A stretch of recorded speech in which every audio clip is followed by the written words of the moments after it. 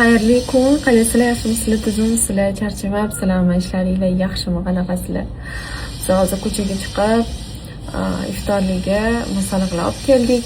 Bugun bir qo'llarimni o'ynatib ovqat qilmoqchiman, chunki qachondan beri turmush o'rtog'im ko'chada iftorliklari bo'ladi yoki meni iftorligim bo'lib qoladi boshqa joyda, uyda iftorlik qilmayotgandik, shuning uchun. Hozir mana shu ovoz asabimni buzadi. Hozir qizimga gulkaram qilaman. Shuni ham qo'yaman sizlarga. Prikorim bo'yicha aytgancha savollar kelganda, prikorim bo'yicha mendan so'rashgandi qizlar, qanaqa beryapsiz, nima qilyapsiz, qachondan berish kerak deb.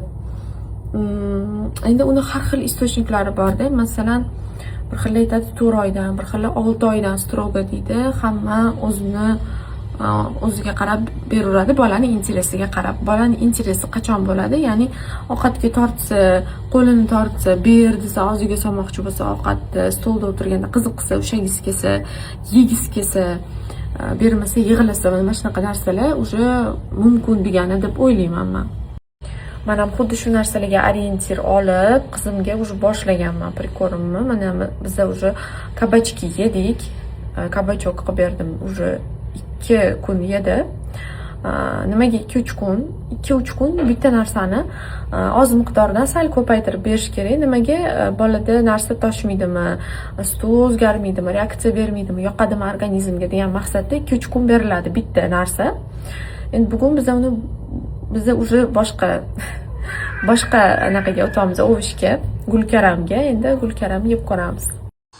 O'tgan safar suvda qaynatganimda ko'pchilik yozibdi, parda qiling, vitaminlari ketib qolmaydi, o'zida qoladi deb. Mana parda qilyapman. O'zi boshidan parda qilmoqchi edim.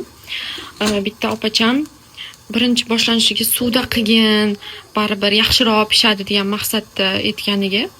Shuning uchun birinchisini suvda qilgandim, endi mana parda pishiryapman. Hozir endi buni pyure qilib beraman. Menda shunaqa idish bor, mana tagiga ko'rasizlarmi? Spetsialniy pyure qilishga, mana bunaqa taxtachasi bilan mana shunaqa mana ezib pyure qilib olamiz. Qizim уже mazza qilib gulkaramini yeb oldi. Videoga olish esmashib qolib shoshilganimdan tez birinchisini yedirib, endi qizimni hozir uxlatyapmiz.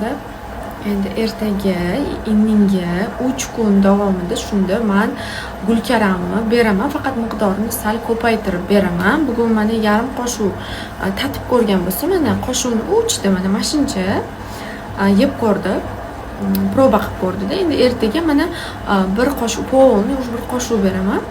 Uni ertasiga уже 1 qoshiqdan oshiqroq, yana 1,5 qoshiq, 2 qoshiqga yaqinroq, ko'proq qilib o'zi yeganicha qilib beraman. Shunda reaksiyasini ham 3 kun davomida ko'rgan, kuzatgan bo'lamiz. Tuvini, kojasini, hech nima toshmadimi, ichiga ta'sir qilmadimi? Mana shunaqa qilib har safar yangi narsa qo'shganinglarda kuzatib borasizlar.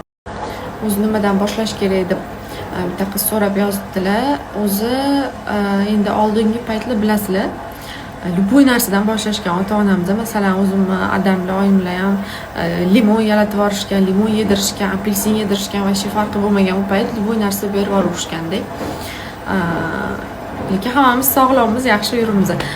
Hozir bo'lsa, lekin tavsiya qilishadi birinchi sabzavotlardan boshlashi, ya'ni kabachok, brokoli, gulkaram, keyin qovoq, mana shunaqa yumshoq sabzi, yumshoq yaxshi naqalardan dimlab ovishlarni birinchi berish tavsiya qilishadi. Keyin уже fruktlar, olma, banan, grusha mana shunaqa qilib kirg'izish kerak ratsionga deb aytishadi. Men ham shu yo'nalishda ketyapman hozircha.